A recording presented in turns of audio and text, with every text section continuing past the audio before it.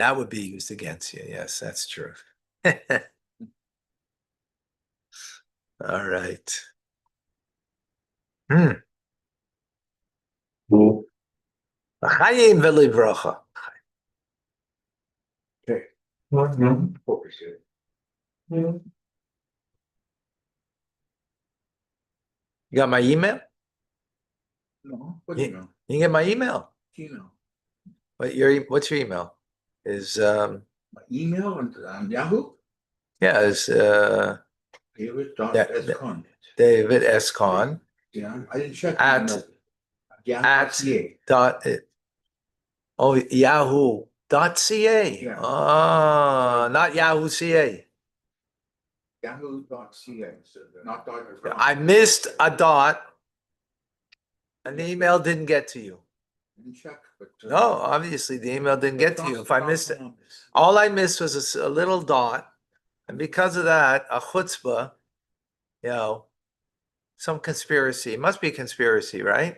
Because all I missed was a dot, and the email didn't get to him. So you sent me. But you Huh? should have seen it turn to you. You should have received a notification that Ah. you did not go to him. Yeah, but that had to go through China first. So, China's upholding it and there's a tariff on it. So I'm not going to get it back until who knows. Huh? Are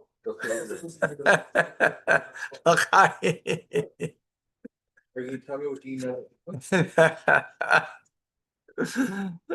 So what does this teach us? That all you miss is a little something, a little dot, right? What's the big deal of a dot, right? It's very important. Just like the. And you can't connect, right?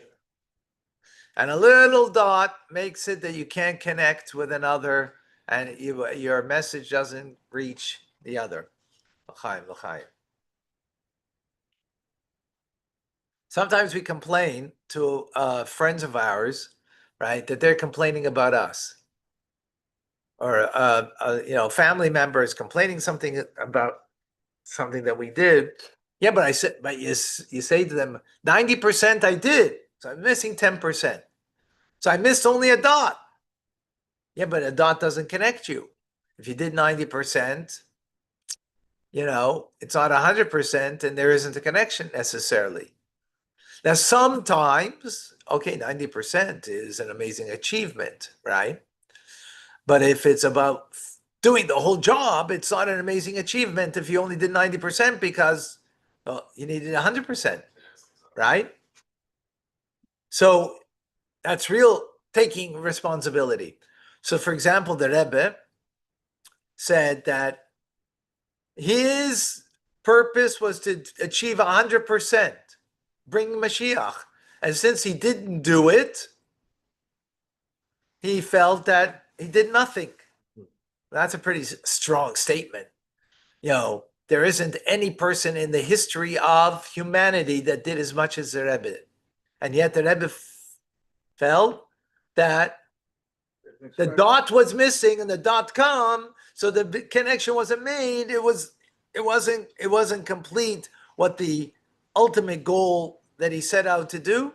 Therefore, even though he did, if you will, 90% or whatever amount you want to say that he accomplished, yet it wasn't 100% because the desired purpose wasn't fulfilled of Mashiach now. This expression, job half done is a job not done. Right. But this is more than half. This is more than half, but it's still that's pretty heavy. Right. Welcome to Tanya Today. I'm Rabbi Ronnie Fine, coming to you from Chabad Zurich and Kadesh in Montreal, Canada. It's a privilege and a pleasure to share with you the Tanya. We conclude today.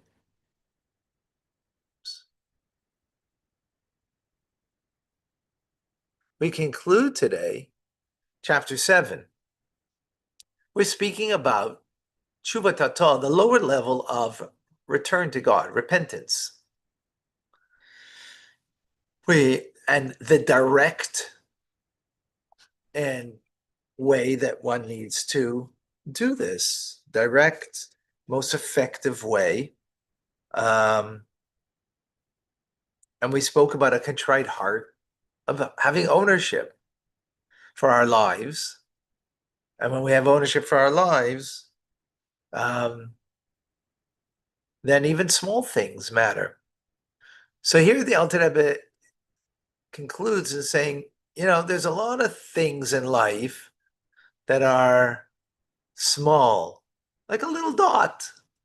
And if you miss it, no, what's the big deal? Right? What's the big deal if you're missing a small little thing?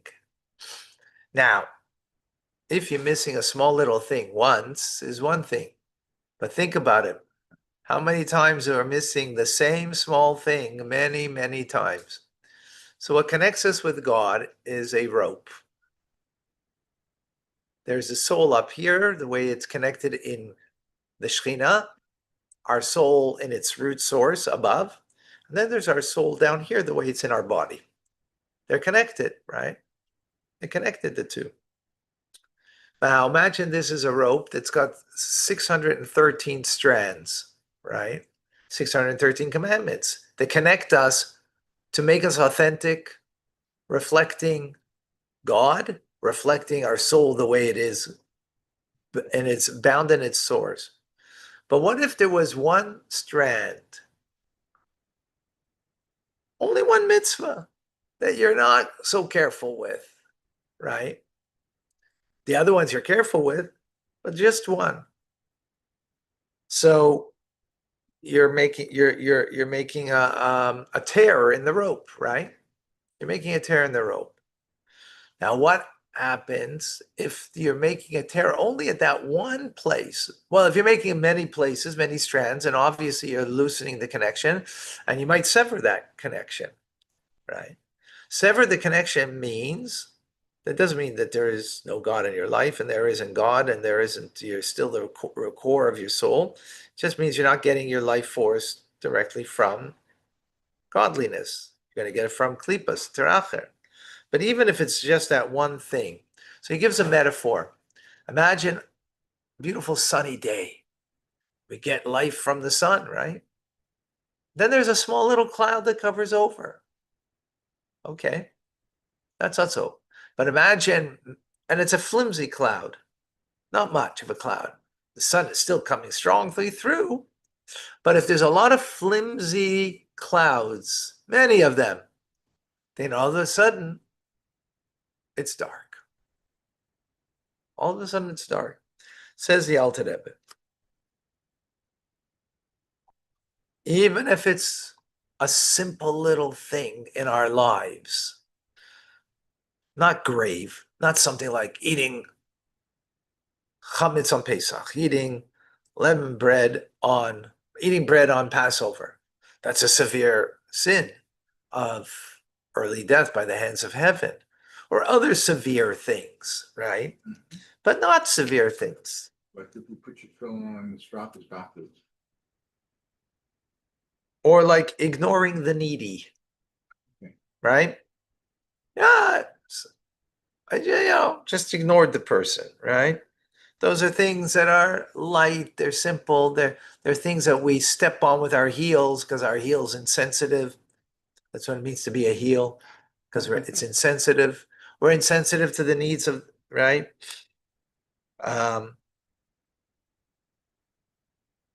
Or we speak lashon hara, we speak ill about another person. How easy it is to speak ill of another. It's very easy. Not they're saying a lie, you're saying the truth, but it's still speaking ill of another in a place that it shouldn't be. Or you got a temper. Okay. And our sages say having a temper is being like an idolater. Ignoring the needy is also like an idolater because you're ignoring that God is sending you, someone to help. A mission, exactly. Or simple thing, you got free time and you waste your time, right? You're looking on your phone. The things that are unworthy to be looking on your phone, where you could have spent those few minutes studying Torah. All of those things are things that we all fail in. We all fail in them. You're not going to get cut off from heaven because of such sins, right? But we fail in them. Says the Alter Rebbe that if we fail consistently on them, right? So it might be just one strand on the rope, but then that one strand is constantly being knock, knock, knock, right? That it's going to affect the entire connection. And the entire connection we could lose and be totally insensitive to the divine and getting our vitality from klipa, from a negative force. And this is what it means that even small things that we need to be careful, because if you one time leads to a second time, third time, it might be small, wasting time. Who doesn't waste time, right? We all waste time. You don't. Huh? You don't. I do. Looks like L'chaim. either you're doing your bombs or whatever. Whatever. We're all guilty. Some more, some less. That's not the point, right? Okay. The point is we're all guilty. Idle talk. Idle talk, right? Wasting time. And wasting time, right, is an easy thing to not feel responsible for it. Because, okay, won't do it now, I'll do it later, right? Says the Alter Rebbe that we should have a contrite heart, own it, and do tshuva for that. Even though it's a lesser sin, even though it's something that people trample upon very easily, and it's understandable. We're not saying it's not understandable. You can understand, that you worked really hard and now, got some downtime. It doesn't mean you can't have downtime. Questions how down you go, how low you go in your downtime, right? Huh? Oh, if you need the nap, we're not talking about that. We're talking nap. Sometimes you might need it, right? So I mean, that's what I'm saying. If we need to not, it's not our downfall. Right. But the point that the Alter Rebbe is concluding over here is on the lesser things that people are insensitive, we're all insensitive about. Those things we need to be aware and to be a master of accounts, own it. And even though it might be a small thing, but that small thing, if we are constantly,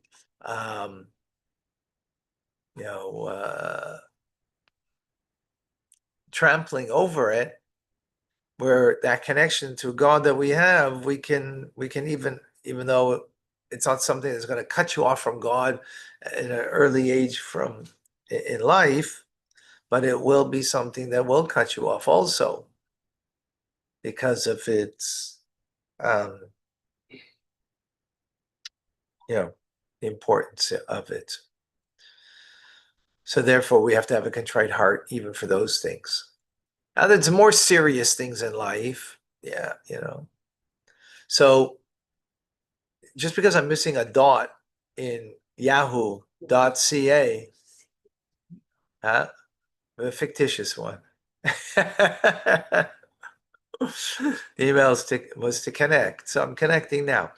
It was to bring out a point that if you're missing the point, then you don't connect. Even if you're missing something so small as a dot, right? You don't connect. Same thing is with God. If you're just missing a small little thing, that severs the connection. And therefore, what tshuva means to return to God, tashuv hey, to return the hey in our soul and in God, the divine presence of God.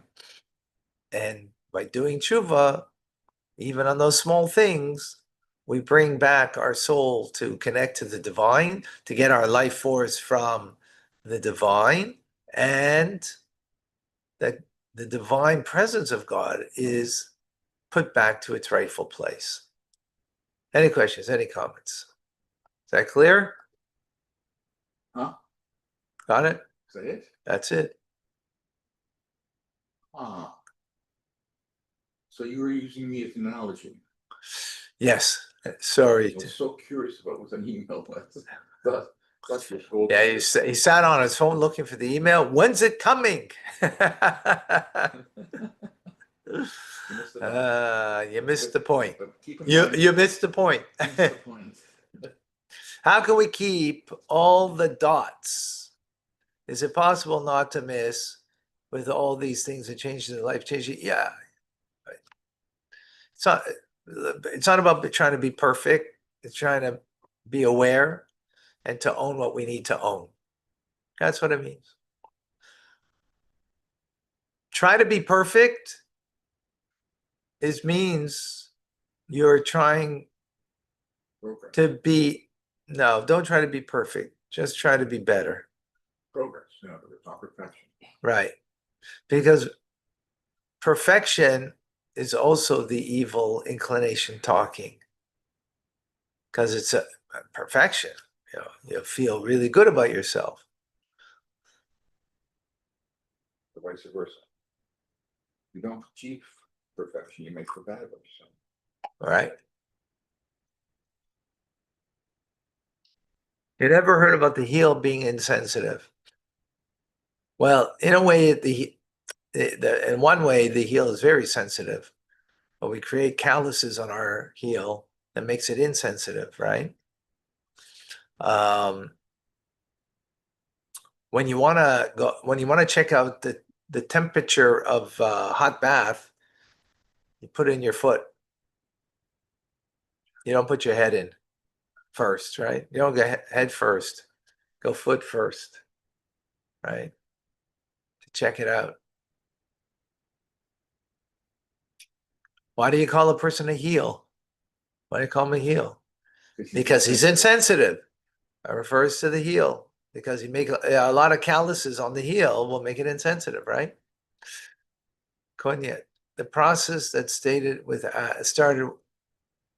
Adam through time towards today, can it be called tshuva in this sense too? I'm not sure what you mean. The process that started with Adam. You mean Adam doing tshuva? Actually, it's interesting that you bring about Adam, because Adam, when he sinned, Adam and Eve, they sinned, right? What was the first thing they did?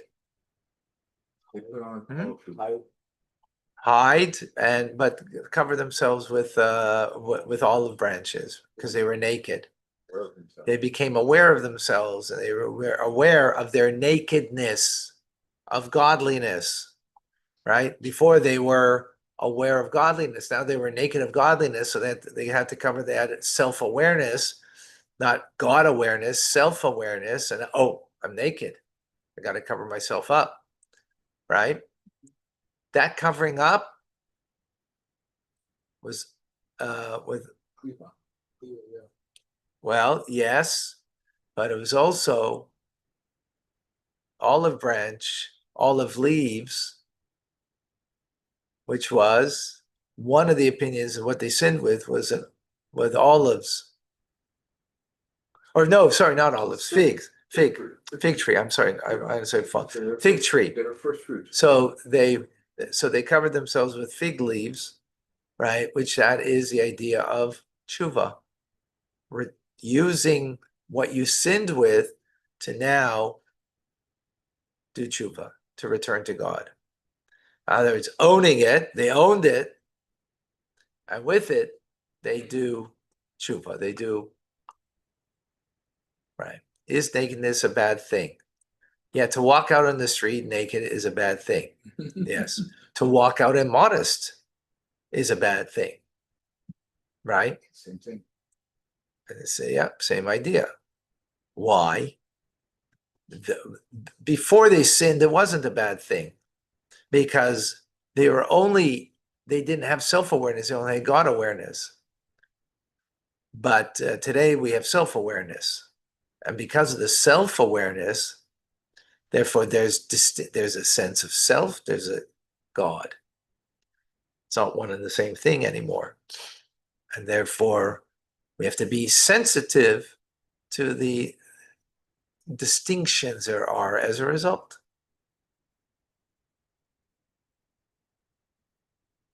So instead of owning there's the sin, they displace blame to other. Well, that's what Adam did, right?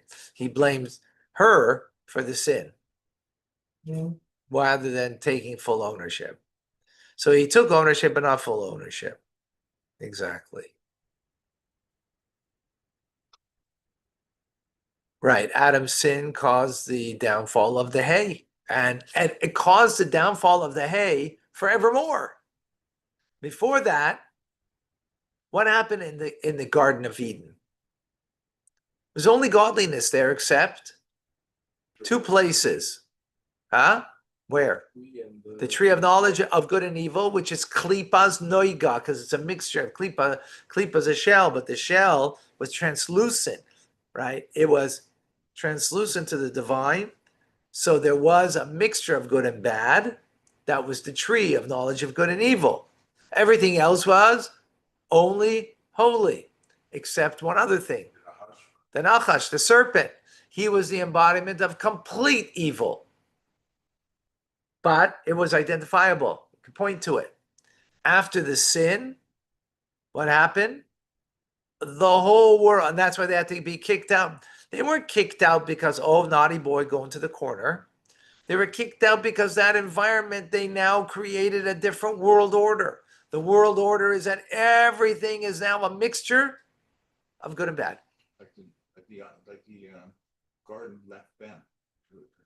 They left it. They left it because they're now the new world order is everything is a mixture of good and evil. Not that evil is clearly in the serpent only, or a mixture of good and evil is only in one place in a tree. Everything's mixed with it, and therefore makes it more challenging and difficult to know the truth, know the godliness, to work at it. That was all. That was the plan, by the way. It was all the setup. He said that says that he slept, Shem. Well, when he bit the apple, Shem was asleep. No, I didn't say that. Okay. So Shem never sleeps. So that's what the process started with Adam. Yes, exactly.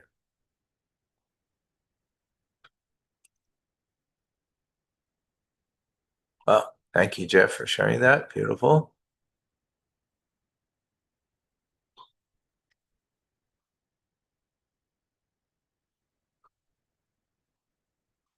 All right, amazing.